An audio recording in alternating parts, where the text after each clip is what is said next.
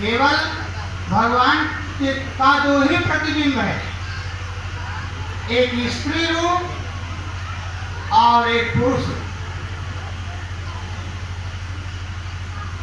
लेकिन हम स्त्री रूप में को पाकर के भी हम दुखी हैं और मनुष्य रूप को पाकर के भी दुखी। ऐसा कोई मनुष्य नहीं है जो दुख से छूटना नहीं चाहता है, लेकिन मल से मल साफ नहीं होता है। अगर किसी के वस्त्र में विष्ठा लगा है तो और विष्ठा मंगा करके विष्ठा को रगड़ने से विष्ठा साफ नहीं होगा, उसके लिए साबुन की आवश्यकता है। ठीक उसी प्रकार से हम भी मानव जीवन में आकर के दुख से ही दुख छुड़ाना चाहते हैं, छूटना चाहते हैं। ये कभी हुआ नहीं, ये असंभव है। लेकिन जो असंभव है उसी को हम संभव बनाना चाहते हैं। यही हमारी भूल है, यही हमारी अज्ञानता है और यही हमारा विचार बना हुआ है, जिसके चलते हम मानव दुखी। जबकि नर समान ने कौने उदेही, जीव चराचर जाचक देही। मनुष्य तन के समान इस सृष्टि में कोई शरीर नहीं है। ये परमात्मा का जीता जागता प्रतिबिंब है। लेकिन मनुष्य ऐसे सुंदर सुनहरे शीशा के समान चमकने वाला मानव तन पा करके भी स्वयं को समझ नहीं पाता है और देख नहीं पाता है, बल्कि और उस पर धूल और काई, धूल ही धूल। कितना हो अच्छा शीशा हो, लेकिन अगर धूल की काई अगर उस पर जम जाए तो क्या आप अपना चेहरा देख सकते हैं? जब चेहरा नहीं दिखाई देगा तो फिर ये सोच लीजिए कि मानव तन ऐसा शीशा है, ऐसा शीशा मिला है जिसमें परमात्मा चमक रहा है। लेकिन हम मुकुर मलिन तो नयन विहीना, राम रूप देखने की दीना। लेकिन भगवान भगवान सभी लोग कहते हैं, राम और कृष्ण का जाप सभी लोग करते हैं, लेकिन राम और कृष्ण क्या थे ये समझ किसी मनुष्य के पास जल्दी नहीं हो पाता है। अगर हुआ है तो किसी महापुरुषों के हृदय में हुआ है।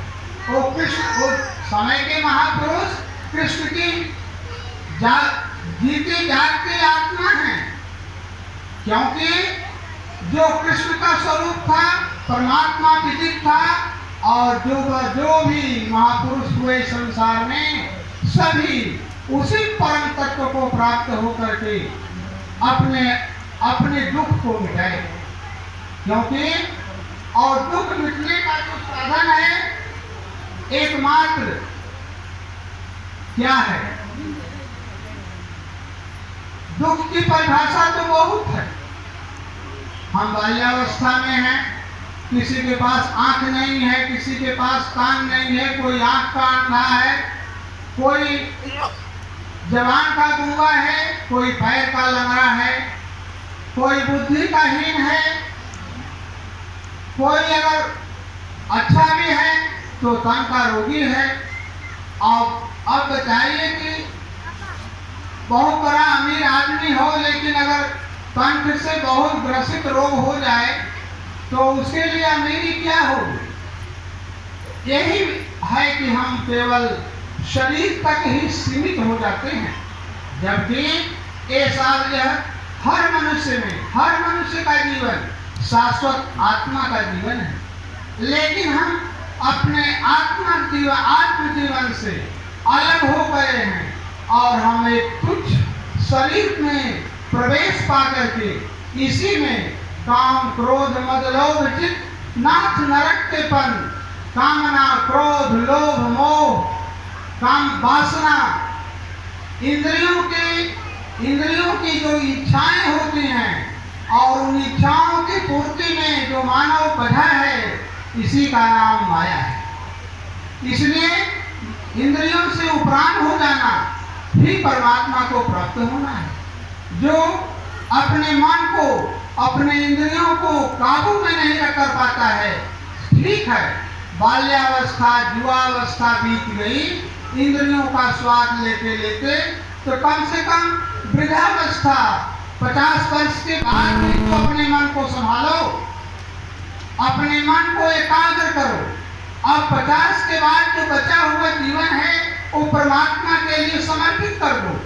अगर हम जीते जागते हैं तो उस परमात्मा के लिए, लेकिन मनुष्य इतना भी नहीं कर पाता है, तो धर्म कहाँ से परमात्मा प्राप्त होगा?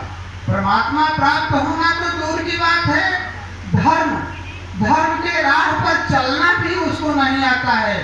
हम अपने भोगी जीवन के लिए तमाम खर्च कर डालते हैं, लेकिन धर्म के लिए, जबकि धर्म के लिए धन जो भी खर्च किए लोग कभी कंगाल नहीं हुए, क्योंकि यह धर्म है। धर्म में अधर्म, अर्थ, काम और मोक्ष चारों पदार्थ धर्म के द्वारा मिलते हैं, परमात्मा के चरणों से मिलते हैं, गुरु की भक्ति से मिलता है। गुरु की भक्ति सीधे भगवान की भक्ति है, किसी देवी देवता की भक्ति नहीं है। लेकिन भक्ति क्या है? हम देवी देवताओं की तो भक्ति करेंगे, लेकिन वो भी तो माया में बझे हुए हैं। शिव विरंच कर मोहनी तो को है बपुरायान, अस दिए जान भजहु मुनि माया पति भगवान। जो माया का पति है, जो चिदानंद चेतन परमात्मा है, जो परम तत्व स्वरूप है, जो शरीर रहते हुए भी शरीर नहीं है, इंद्रियों के भोगों में रहते हुए भी वह अलग है। जैसे कमल, संतों का जीवन कमल की भांति होता है। जैसे कमल का फूल तालाब में दिखाई देता है, कीचड़ में दिखाई देता है, फिर भी कमल हमेशा अलग रहता है। अब हम मिट्टी, पानी, हवा, आग और आकाश, क्षितिजल, पावक, गगन, समीरा, पंचरचित अधम शरीरा, ये 5 तत्वों से जो निर्मित, जैसे मकान कोई बनता है तो उसमें ईंट, गारा, लोहा, सीमेंट, बालू सब लगता है, तब दीवार खड़ा होता है। लेकिन समय पा करके अगर सीमेंट की आयु घट गई तो दीवार धराशायी हो जाता है। ठीक उसी प्रकार से जो मानव तन बना है, ये मिट्टी, पानी, हवा, आग और आकाश से 5 तत्वों से निर्मित मकान है, जो माया का प्रतिबिंब है। इसी का नाम माया है। जहाँ तक आपकी नजर जा रही है, काया सृष्टि ही माया सृष्टि है। इसलिए हम तो इस जीवन से पहले हजारों लाखों काया के जीवन में आए होंगे, लेकिन न चैन मिला, न सुख मिला, न शांति मिली। और चैन, सुख और शांति की तलाश किसको नहीं हुआ है? लेकिन वस्तु कहीं ढूंढ रहे, कहीं कहीं भी दियावे हाथ। वस्तु आकाश में है, हम धरती पर खोज रहे हैं। सुख तो मन, बुद्धि, इंद्रियों के पार है, और हम सुख इंद्रियों के भोगों में खोज रहे हैं। इंद्रियों के भोगों का जो सुख है वो परमात्मा का सुख नहीं है, वो नरक का सुख है, वो माया का सुख है।